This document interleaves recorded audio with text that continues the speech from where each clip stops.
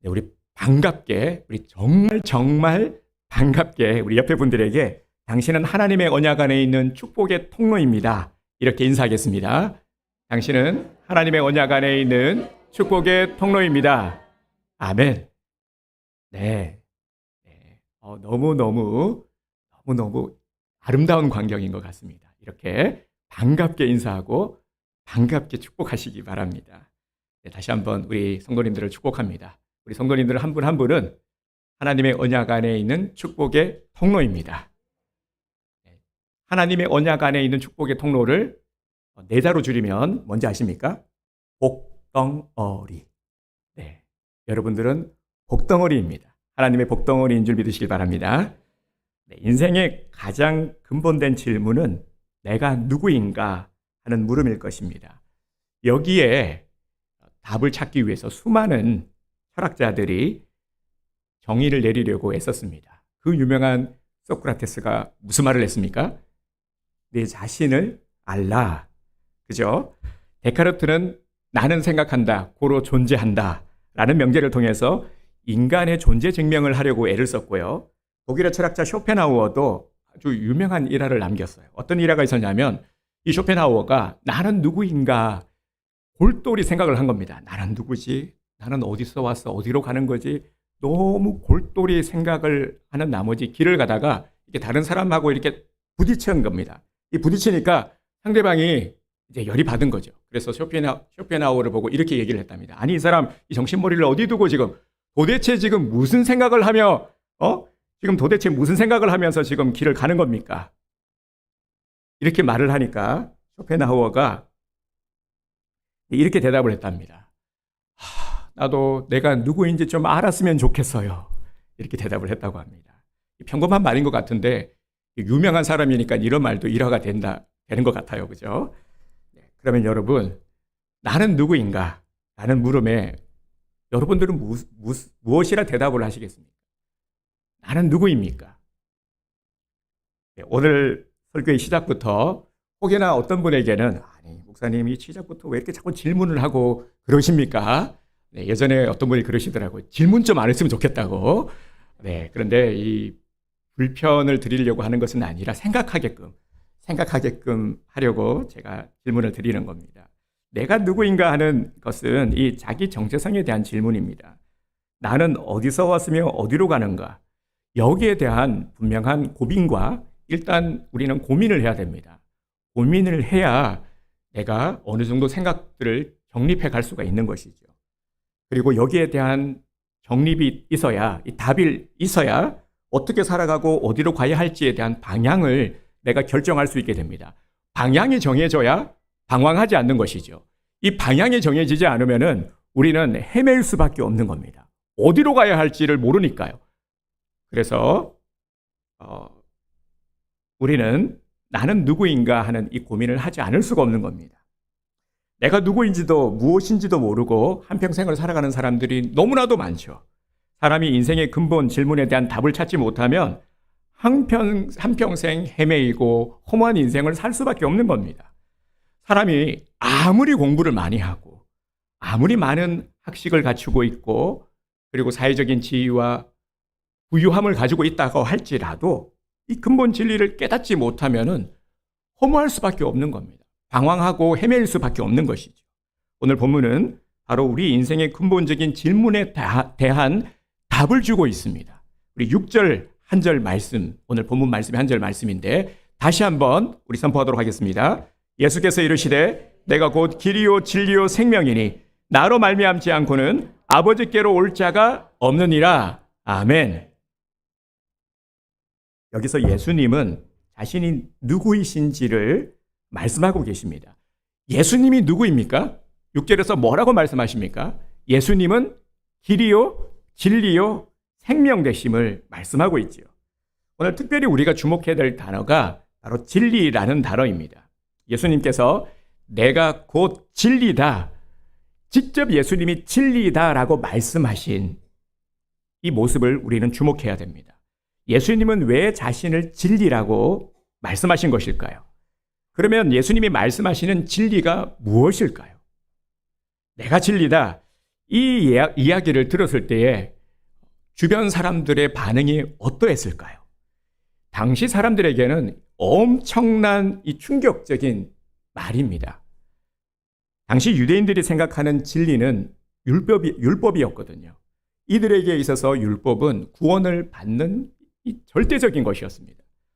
율법을 지켜야 구원을 받는다고 믿었습니다. 그래서 그렇게 할례의 목숨을 걸었고 또 세례도 마찬가지였죠. 그래서 유대인들은 어려서부터 율법을 생명처럼 여기며 살아왔습니다. 그런데 예수님께서 내가 진리다 말씀하셨을 때 그들은 몹시 기분이 나빴겠죠. 예수님의 말씀을 듣고 아니 저 사람이 뭔데 지금 하나님을 신성모독하냐 이렇게 느꼈을 겁니다. 오늘날에도 보면은 사람들은 저마다의 진리를 말하죠. 도대체 진리가 무엇이기에 사람들은 저마다 자신이 알고 있는 것을 진리라고 여기고 그 진리를 알리기 위해서 목숨을 걸고 있는 것일까?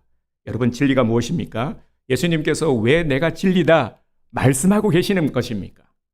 예수님께서 이렇게 말씀하신 것에는 분명한 이유가 있기 때문입니다. 먼저 예수님은 우리 인생의 가장 중요한 질문에 대한 답을 주실 수 있는 유일한 분이시기 때문입니다. 또한 예수님은 모든 것의 기준 되시기 때문입니다. 우리는 이것을 성경을 통해서 분명히 깨닫게 됩니다. 예수님 당시 바리새인과 서기관들, 종교 지도자들은 인생의 답을 어디서 찾았습니까? 율법에서 찾았죠. 그러면 그들이 믿고 따르는 진리는 무엇이었습니까?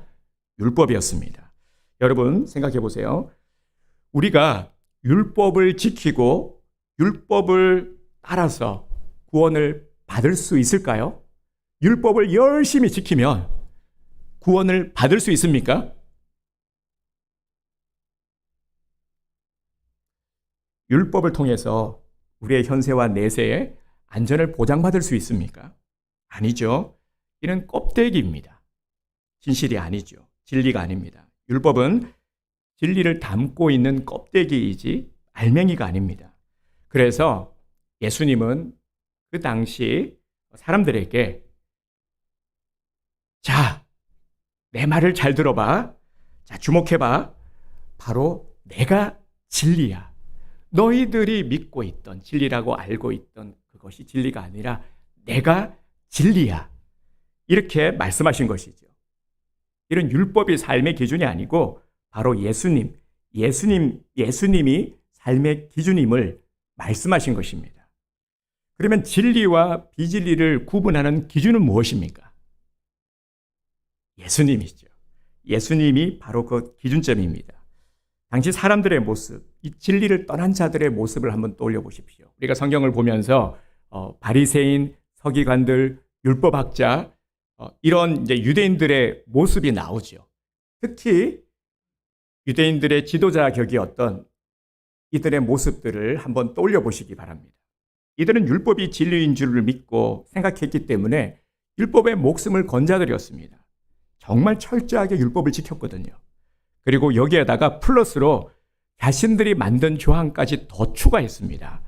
그래서 더 율법적으로 자신들의 삶을 꽁꽁 묶었던 것이죠. 이 유대인들의 대표적인 경전 두 가지가 토라와 탈무드인데요. 이 토라는 그 모세 오경을 생각하시면 됩니다. 여기에다가 토라에다가 613가지의 조항을 더 추가했습니다. 지켜야 할 것, 해야 할 것 365가지, 하지 말아야 할 것 248가지. 이걸 더 추가했습니다. 그 결과 어떤 일이 일어났을까요? 율법을 지키지 않는 자들을 향해서는 비난했습니다. 정죄했죠. 손가락질을 했습니다. 심지어는 율법을 지키지 않는 자들을 공개 처형시키기도 했습니다. 성경에 보면 돌로 치는 장면들이 나오죠. 예수님이 이런 이들의 모습을 바라봤을 때 진리가 아닌 이 껍데기만을 붙들고 신앙생활을 하는 이들을 위해서 그래서 새로운 기준을 마련해 주신 것입니다. 먼저 주님은 진리 되심을 보여주셨습니다. 진리라는 것은 이 진리가 되기 위해서는 전제되어야 될 것이 있죠. 변하지 말아야 진리인 것입니다. 바뀌지 않아야 되는 것이지요. 그리고 진리는 영원해야 합니다. 왜냐하면 진리는 기준이 되는 삶이기 때문입니다. 여러분, 이 세상에 우리가 볼 때요, 변하지 말아야 되는데 변하지 않는 것이 진리라고 하는데 이 세상에 진리라 말할 수 있는 것이 있습니까? 변하지 않는 것이 있습니까? 한번 생각해 보세요. 변하지 않는 것. 사랑? 제가 예전에 이런 얘기를 하다가 한 청년이 목사님, 사랑은 변하지 않잖아요. 이런 얘기들을 할 때 무진장 귀여워 보였습니다. 네, 우리 성도님들은 다 아마 같은 마음일 겁니다. 저는 그런 용기를 가진 사람도 참 존중받아 마땅하다 생각을 합니다.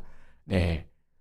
하지만 사랑도 그죠? 사랑도 영원할 수 없음을 이 땅에서의 사랑 우리는 알고 있습니다. 그래서 예수님이 기준이 되어 주신 것이죠. 신앙의 기준, 삶의 기준이 되어 주셨습니다. 예수님을 따라가는 길이 진리의 길이요. 예수님 따라 사는 삶이 진리의 삶입니다. 마태복음 7장 27절에서 28절을 보면 제가 인용한 성경 구절은 주보 간지에다가 적어뒀습니다. 참고를 하시면 될 것 같습니다. 예수님께서 이 말씀을 마치심에 무리들이 그의 가르치심에 놀라니 이는 그 가르치시는 것이 권위 있는 자와 같고 그들의 서기관들과 같지 아니함일러라. 아멘. 예수님의 가르침을 듣고 그들이 뭐라 말했습니까? 서기관들과 바리새인들과 종교 지도자들과 같지 않다 말했습니다.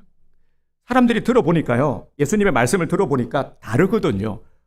예수님이 말씀하시니까 달라요.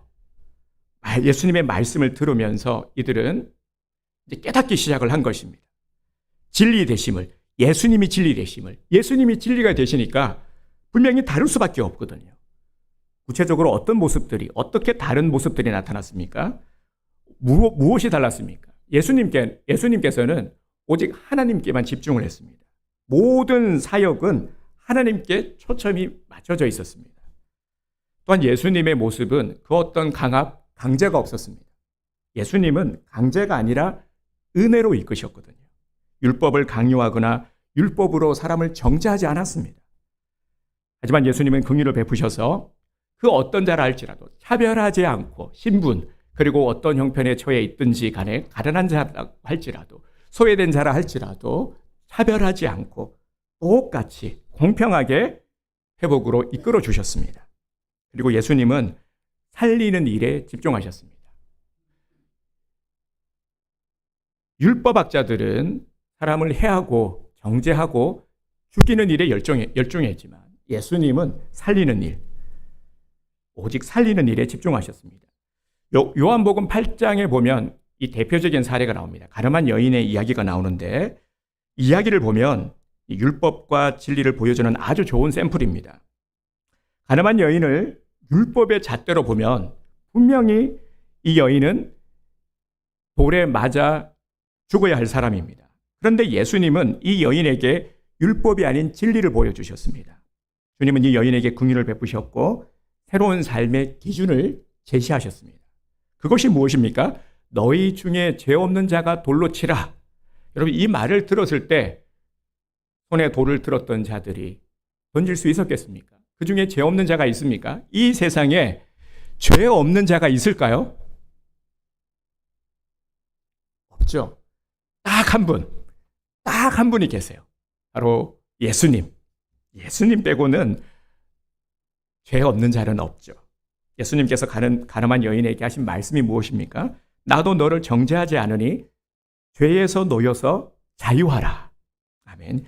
예수님께서 내가 곧 진리다라고 말씀하신 것은 예수님이 모든 것의 기준이 되신다 하는 의미입니다. 진리는 기준이다. 진리는 인생의 기준이다. 진리는 신앙의 기준이다. 이것을 분명히 말씀하셨습니다. 그래서 진리를 아는 사람은, 진리를 발견한 사람은, 진리를 깨달은 사람은 신앙생활을 허투루 할 수가 없는 것이죠.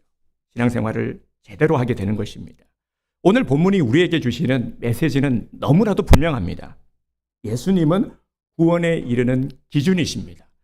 다른 것들은 좀 우리가 잊어버리고 흔들릴 수 있어도 절대로 흔들리지 말아야 할 분명한 한 가지 사실은, 진리는 바로 예수님이 구원에 이르는 기준이다 하는 것입니다. 이건 절대로 흔들리지 말아야 됩니다.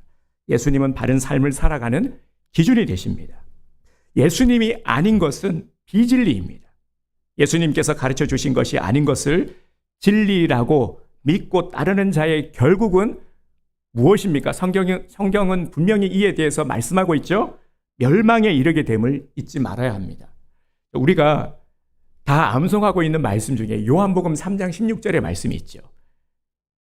하나님이 세상을, 다시 한번 암송하겠습니다. 시작. 하나님이 세상을 이처럼 사랑하사 독생자를 주셨으니 이는 그를 믿는 자마다 멸망하지 않고 영생을 얻게 하려 하심이라. 요한복음 3장 16절 말씀. 아멘. 아멘. 사랑하는 성도 여러분, 우리가 살아가면서 기준이 필요합니다. 기준이 없으면 어떻게 됩니까? 기준하면 이 떠오르는 옛 추억이 있죠. 여러분, 옛날 한번 우리 학창 시절의 추억을 한번 떠올려 보시기 바랍니다. 제 기억에요. 제가 고등학교 다닐 때 교련이 있었어요. 여기서도 세대가 또 나눠질 것 같은데, 제 기억에 제가 거의 마지막 교련 시대였던 것 같습니다. 우리 성도님들의 대부분은 교련을 하셨을 거예요. 그죠? 교련. 안 하셨나요? 다 하신 걸로 알고 있는데, 그 당시에는 필수 과목이었죠. 근데 교련 시간에 시작은 항상 어떻게 했냐면 줄서기부터 시작을 했습니다. 넓은 운동장에 수십 명의 이제 학생들이 모여서요, 선생님이 기준을 정해줍니다. 기준 하면은 기준. 네, 이거 해보셨죠, 그죠? 이걸 도열이라고 하죠. 그러면 그 기준을 그 잡은 학생을 중심으로 종과 횡을 이렇게 하면서 간격, 한팔 간격 뭐 이렇게 해서 맞추지 않습니까? 네, 다들 해보셨죠, 그죠? 그런데 이 기준이 아주 중요합니다. 기준을 잘 잡고 잘 보고 맞춰야 됩니다. 기준이 흐트러지면 어떻게 되느냐? 줄이 다 흐트러지게 되죠. 그러면 어떤 일이 생기느냐? 자, 엎드려 뻗쳐 해서 다시 얼차례 한바탕 하고 희한하게 얼차례 한바탕 하고 나면은 기가 막히게 잘 맞춥니다. 그냥 긴장해가지고 그냥 순식간에 다 맞춰요. 이 군대 가면은 당연히 하는데, 제가 이제 군대 얘기를 하려고 하다가 우리 여성 성도님들이 소외감을 느낄까봐, 그래서 제가 교련을 떠올렸어요. 이걸 아마 처음 했던 게 교련이었던 것 같은데요. 군대에서는 맨날 하는 거였죠. 마찬가지로요, 우리나라 공동체가 유지되려면은 이 기준이 중요한 겁니다. 기준. 지금은 어느 때보다도 기준이 중요한 시대입니다. 왜 나라가 삐걱거립니까? 흔들거립니까? 왜 양분화되고 그냥 복잡합니까? 이 기준이 바로 세워져 있지 않은 것이거든요. 그러니까 막 흔들릴 수밖에 없는 겁니다. 근간이 흔들리는 거죠. 한 나라도, 사업도, 가정도, 내 삶도 마찬가지입니다. 기준이 중요합니다. 우리의 신앙도 기준이 중요합니다. 신앙에서 기준이 무너지면 와르르 다 무너지게 되는 것입니다. 그러면 우리 신앙의 기준은 무엇입니까? 내 신앙의 기준은 한번 대답해 보시겠습니까? 무엇이죠? 100점입니다. 내 신앙의 기준은 예수 그리스도이십니다. 예수 그리스도 외에는 다른 것은 기준이 될 수 없습니다. 왜냐하면 진리가 아니니까요. 변하니까요. 상황에 따라, 기분에 따라, 시시때때로 변하는 것은 기준이 될 수가 없습니다. 예수 그리스도는 진리입니다. 오늘날 말로 예수 그리스도는 찐입니다. 여러분, 명품일수록 짝퉁이 많기 마련이죠. 네, 짝퉁이라고 하니까 좀 그렇죠. 이 이미테이션 상품이라고 하죠. 제품이라고 하죠. 제가 캄보디아를 이전에 우리 다른 동료 목사님하고 갔었는데요. 이제 오승국 선교사님을 만나러 우리 최시용 목사님하고 이렇게 방문을 한 적이 있었습니다. 근데 그 선교사님이 우리를 시내 아주 유명한 곳이라고 데려갔는데, 가보니까 그곳이 어디였냐면은 바로 짝퉁을 파는 곳이었어요. 근데 선교사님이 웃으면서 한국 사람들이 오면 꼭 찾는 아주 유명한 곳입니다 하는 겁니다. 그래서 설명하기를 짝퉁이기는 하지만 이 퀄리티는 A급입니다. 거의 차이가 없어요. 전문가들도 분별하지 못해요. 이렇게 말씀을 해주셔서 제가 몇 개 샀던 그런 기억이 있는데요. 그래도 짝퉁이 진품이 될 수는 없는 거죠. 여러분, 이 세상에는 정말 짝퉁 종교가 너무나도 많습니다. 종교라고, 학적으로 종교라고 인정받는 메이저 종교들, 우리가 손꼽는 종교들, 뭐 불교도 있고 이슬람도 있고 힌두교도 있고 뭐 이런 메이저 종교들 외에도 이단까지 포함하면은 진짜 셀 수 없을 만큼 너무나도 무수히 많은 종교들이 이 지구상에 존재하고 있습니다. 그런데 모두가 다 하나같이 진짜라고 말합니다. 이 다른 종교 집단들 중에 우리는 짝퉁이야 이렇게 말하는 사람 보셨습니까? 우리 짝퉁이긴 한데 뭐 그냥 그렇게 그냥 믿어. 이런 종교 아무도 없죠. 진짜라고 말하죠. 자기 종교를 믿어야 구원받을 수 있다고 말합니다. 반면에 또 어떤 사람들은 또 이런 말을 합니다. 이 종교 뭐 그냥 다 똑같이 뭐 내 보니까 종교는 다 똑같더라. 그냥 아무 종교나 그냥 다 잘 믿기만 하면 되는 거지. 이렇게 말하는 사람들도 주위에 의외로 상당히 많습니다. 그런데 한번 생각해 보세요. 이 세상에 아버지들은 수없이 많아요. 오늘 이곳에도 우리 한 가정에 아버지들 계시지 않습니까? 아버지들은 수없이 많지만 나의 아버지, 나를 낳아준 아버지는 몇 분이죠? 네, 이 두 분이 되면 큰일 나는 거예요. 그죠? 한 분이에요. 아버지는 한 분일 뿐입니다. 이처럼 이 세상에는 종교도 많고 신들도 많지만 참 신은 이 세상을 창조하신 하나님 한 분뿐입니다. 그래서 오늘 성경은 내가 곧 진리다 말씀하고 있는 겁니다. 절대 잊지 맙시다. 예수님만이 유일한 길이요, 진리요, 생명이십니다. 예수님을 통하지 않고는요, 다른 무수히 많은 정말 그럴싸해 보이는 온갖 것들로 현혹하고 그냥 수단과 방법을 가리지 않고 자꾸만 우리를 미혹하는 그러한 다른 것들을 통해서는 하나님 그 구원에 이를 수가 없습니다. 절대 이룰 수가 없어요. 진리를 깨닫는 사람은 진리대로 살려고 노력을 합니다. 진리로 사는 것, 진리를 붙들고 사는 것이 무엇입니까? 진리를 붙들고 산다. 이것은 우리가 예수님의 말씀을 믿고 그 말씀을 듣고 말씀대로 살아가는 것을 의미합니다. 요한복음 3장 32절이 이번 주 요절 말씀인데요. 우리 주보 한번 봐주실까요? 이 말씀도 정말 중요한 말씀입니다. 우리 함께 주보 보시고요. 선포하도록 하겠습니다. 진리를 알지니 진리가 너희를 자유롭게 하리라. 요한복음 8장 32절 말씀. 아멘. 이렇게 몇 장 몇 절까지 같이 암송을 하셔야 그것을 잊어버리지 않습니다. 진리를 알지니 진리가 너희를 자유케 하리라. 저는 이제 예전 성경 버전으로 암송을 해서 자유케 하리라가 입에 붙었는데요. 자유케 하리라. 진리를 알면, 진리를 깨달으면 자유함이 있다라는 것입니다. 자유함. 진정한 자유는 진리 안에 머물 때 일어나는 것입니다. 진리가 너희를 자유케 하리라. 우리가 예수님 안에 거할 때 진짜 자유를 누리게 되는 것입니다. 우리의 인생에서 하나님이 우리에게 주신 최고의 선물이 무엇인지 아십니까? 최고의 선물은 진리 안에서 자유를 주신 것입니다. 이게 진짜 대단한 선물입니다. 예수님 안에서 자유를 얻게 하신 것. 진리가 너희를 자유케 하리라. 예수님은 우리를 억압하려고요. 막 묶어놓고 야, 너 이제 꼼짝하지 마. 너 내 말 안 들으면 너 죽어. 너 혼나. 절대 이렇게 하신 분이 아니십니다. 우리를 가스라이팅 하시는 분이 아니세요. 이것을 모르면은 오늘날 많은 사람들이 이 묶여있는 포로된 삶을 살게 되는 것입니다. 점점 늘어나고 있는 사회 문제들이 뭡니까? 오늘날 계속해서 사회적 이슈가 되고 있는 것들이 마약 문제들, 뭐 하루가 다르게 뭐 매일같이 뉴스에 보도가 되고 있죠. 이제는 아주 우리 가까이에 주변에서 우리 학생들에게까지 이 마약 중독의 문제는 아주 심각한 그런 문제가 되고 있습니다. 중독 문제. 가장 대표적인 심각한 문제라서 제가 소개를 했고요. 그 외에도요, 뭐 스마트폰 중독, 이건 우리가 아주 공감하죠. 이제는 아이들과의 이 전쟁이지 않습니까? 어떻게든.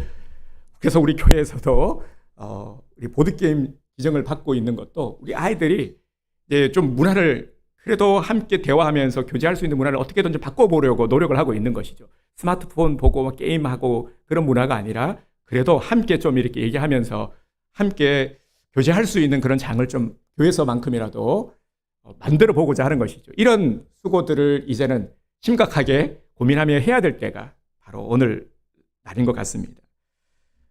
주님이 주신 자유를 모르는 사람은 항상 어디엔가에 묶여 있습니다.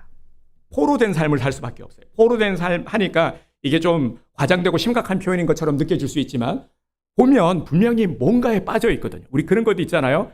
그것을 자기 기호, 자기 취미라고 하지만 취미생활이라고 하지만 정말 유익한지, 우리 인생에 유익한지, 가정에 유익한지, 우리 모두에게 유익한지 이렇게 생각을 했을 때는 유익하지 못한 것들이 많음을 보게 됩니다. 묶여 있는 것, 뭔가 지금 묶여서 자유하지 못한 모습들, 그것이 올무가 되는 것. 하지만 예수님은 우리에게 자유를 주셨습니다. 오늘 저와 여러분은 매임이 아닌 자유를 누릴 수 있게 된 것입니다. 할렐루야. 본래 하나님이 우리를 창조하실 때에는 자유인으로 살게 해주셨습니다. 그 유명한 문학평론가이자 기독교 변증학자인 C.S. 루이스, 제가 참 좋아하는 분인데요. C.S. 루이스 하면은 그 대표 작품이 나니아 연대기입니다. 이분이 이런 말을 했습니다. 하나님께서 사람을 창조하실 때 가장 어려우셨던 게 무엇이냐 하면 사람에게 자유를 부여하는 일이었다. 왜냐하면 그 자유가 남용이 될 수도 있기 때문입니다. 자유의지를 가지고 하나님을 잘 따르며 살 수도 있지만 하나님을 배반할 수도 있기 때문입니다. 그렇게 하나님의 입장에서는 이 피조물인 인간에게 자유의지를 주신다 하는 것은 이건 정말 굉장한 특권인 것이죠.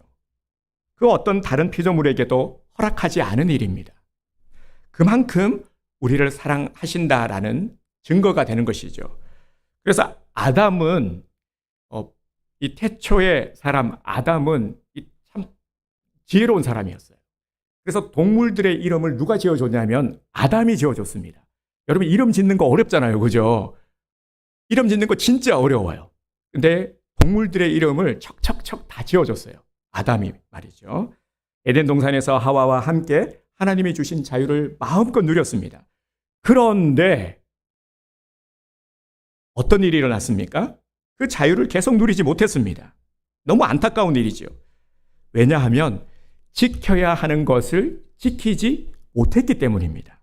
하나님이 하지 말라 명하신 다른 것들은 다 허락하셨는데 딱 한 가지, 동산 중앙에 있는 선악과의 열매는 먹지 마라. 그런데 그만 유혹에 못 이겨서 먹고 말았죠. 선악과는 단순한 열매 이상의 의미가 있습니다. 이를 통해서 하나님을 경외해야 함을 아는 경계가 되는 것이죠. 자유의지를 가진 우리가 해야 하는 가장 근본된 일은 하나님을 경외하는 것입니다. 성경에 보면 정말 이 금수저 중에 금수저가 누구냐면은 솔로몬이라 할 수 있죠. 솔로몬은 이 아버지 다윗의 왕위를 이어받아서 정말 모든 것들을 다 누린, 해볼 것 다 해본 사람이 바로 솔로몬이라고 할 수 있습니다. 해볼 것 다 해보고 누릴 것 다 누려봤는데 하나님이 주시는 은혜도 누려보고 또 마음껏 죄도 지어보고 다 해본 이 솔로몬이 노년에 그러면서 정말 주님 앞에 회개하며 그리고 또 다음 세대들을 위해서 쓴 기록한 책이 바로 전도서 아니겠습니까? 결국 이 전도서가 말하고자 하는 것이 하나님 없는 인생은 아무것도 아니더라, 허무하더라 하는 것을 전도서를 통해서 나타낸 것이죠. 전도서 12장 13절에 보면 하나님을 경외하고 그 명령을 지킬지어다. 이것이 사람의 본분이니라. 아멘. 너무 중요한 말씀이죠. 우리가 하나님을 경외할 때 우리는 가장 행복하고 완벽한 행복을 누릴 수 있다는 것입니다. 우리 믿음의 선조들이 이런 것들을 경험하고 또 우리들에게 전하고 있죠. 하나님을 경외하면 동산의 모든 것, 그러니까 하나님이 허락하신 모든 것들을 다 누릴 수 있게 되는 것입니다. 이것이 하나님이 우리에게 주신 자유입니다. 하지만 마귀는 우리에게서 가장 소중한 자유를 빼앗아갔죠. 하나님을 경외함마저 빼앗아갔습니다. 선악과를 따먹은 결과가 어떠했습니까? 너무나도 비참했죠. 하나님과의 관계가 단절되었습니다. 하나님과의 관계가 단절이 되자 하나님을 경외하는 것도 잃어버리고 자유도 빼앗겨버리고 이때부터 고통의 나날이 고달픈 인생이 시작이 된 것입니다. 에덴 동산에서 쫓겨나게 되었고 타락의 삶을 살게 되었죠. 그 결과 온 인류가 저주 아래에 있게 되었고 사단 마귀의 노예가 되어버려서 완전한 자유를 잃어버리게 되었습니다. 자유를 잃어버린 사람들의 모습이 어떠했습니까? 오늘날 보여지는 사람들의 모습들, 세상에서 사람들의 모습이 어떠합니까?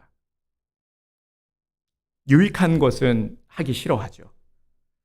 마귀가 우리를 죄의 덫으로 사로잡고 잡아놓으니까 어떤 일이 생기냐면 사람들이 마땅히 해야 할 일들, 유익한 것들은 하기 싫어하는 겁니다.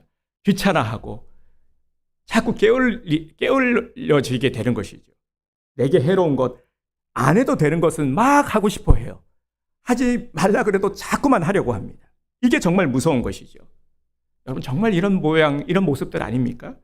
그래서 자꾸만 사람들의 모습을 보면 평안의 모습이 아니라 기쁨이 아니라 자꾸 보면 감정의 예민함, 그리고 사나움, 열받음 이런 모습들을 우리가 자주 접하게 되죠. 어떤 일을 해도 만족이나 보람이 없습니다.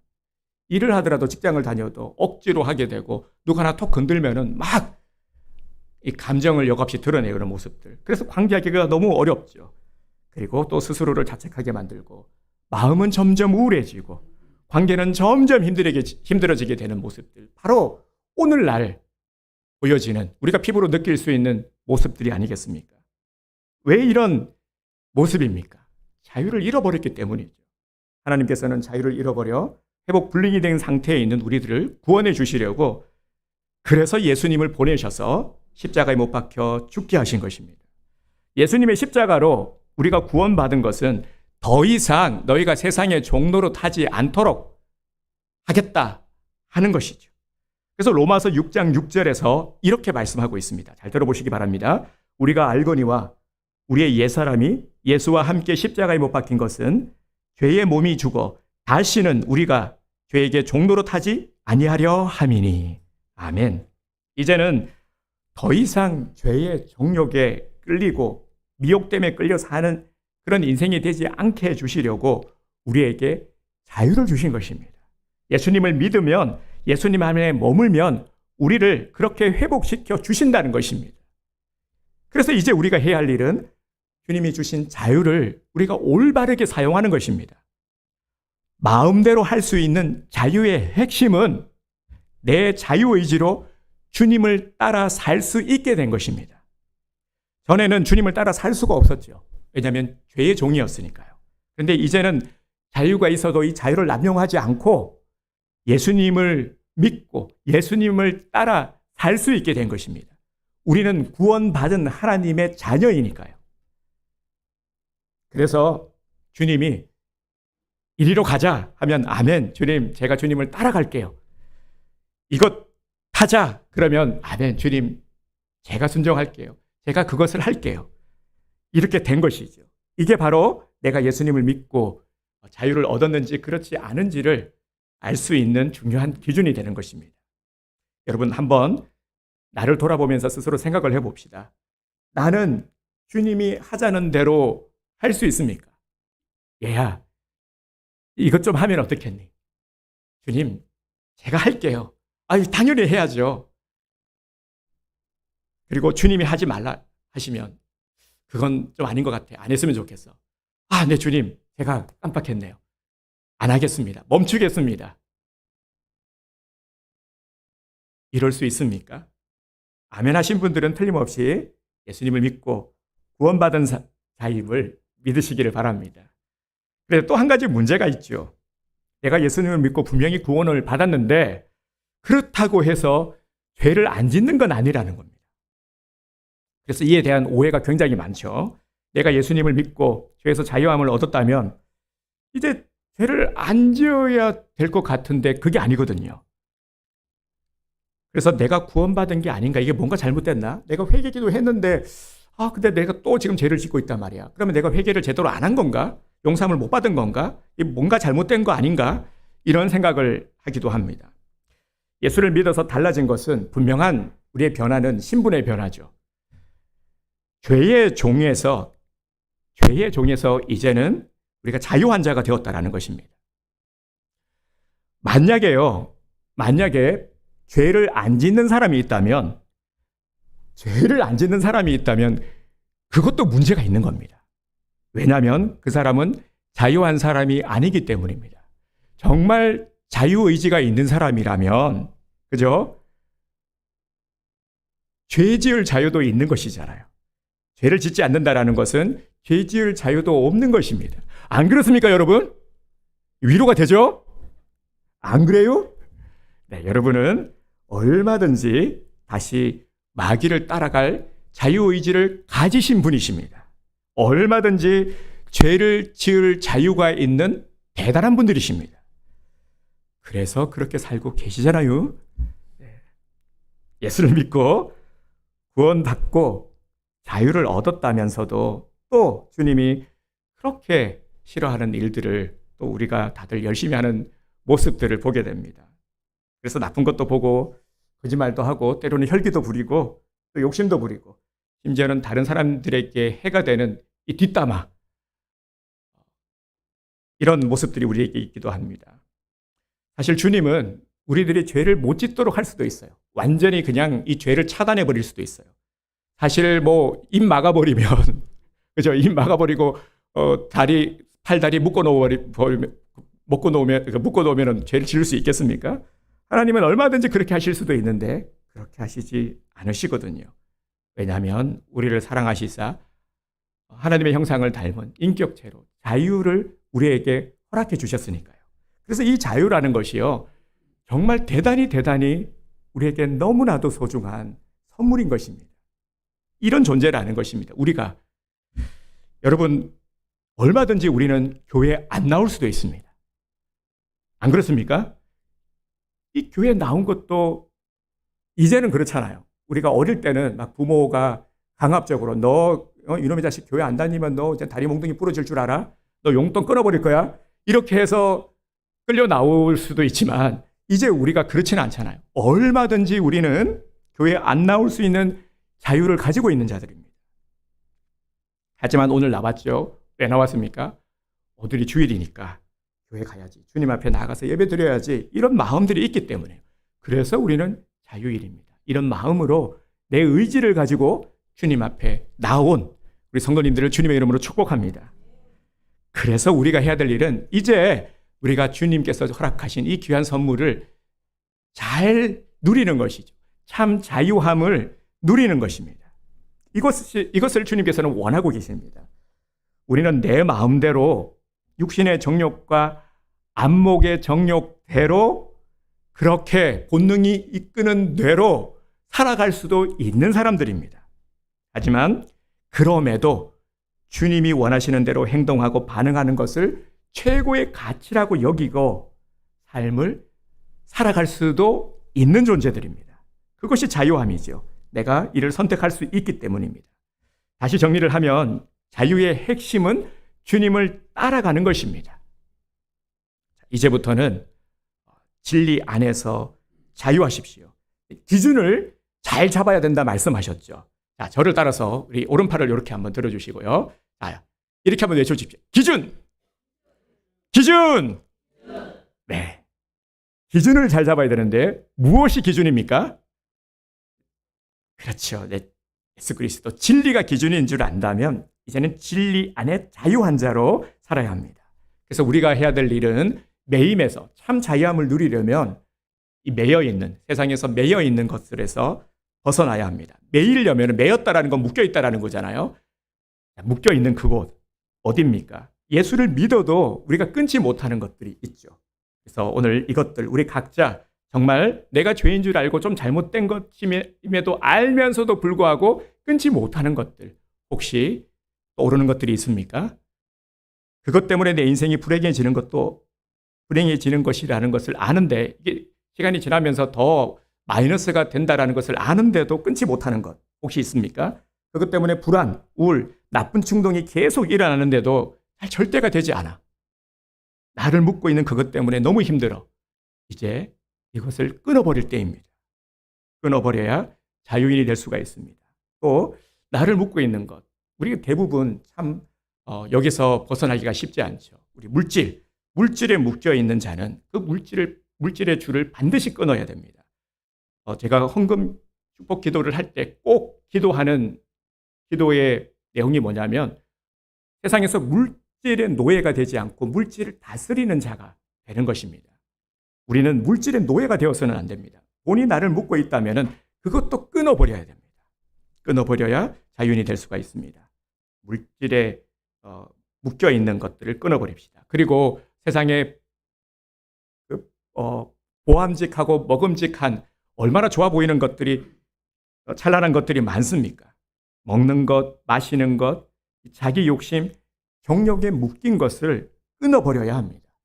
그래서 우리가 해야 할 일, 끊어버리면 알겠는데 잘 되지 않아. 잘 되지 않습니다. 그래서 우리가 할 수 있는 최선의 방법은 바로 기도하는 것입니다. 주님 앞에 정말 진실되이 기도하시기를 바랍니다. 주님, 내 힘으로 안 됩니다. 끊게 해주세요. 끊을 수 있게 해주세요. 힘을 주세요. 한두 번 기도하고 안 된다고 포기하지 마시고요. 끝까지 기도하면 반드시 주님께서 들어주십니다. 그리고 진실되이 기도하시기를 바랍니다. 정말 놀라운 것은 우리가 간절히 기도하면, 작정하고 기도하면은 주님께서는 되게 하십니다. 끊을 수 있게 하시고 환경도 바꾸어 주십니다. 예수 믿고 받은 가장 큰 축복은 진리 안에서 누리는 자유함입니다. 이제 매임에서 벗어나서 자유함으로 하나님께서 함께 하시는 이 영광의 삶을 살게 되기를 주님의 이름으로 축복합니다.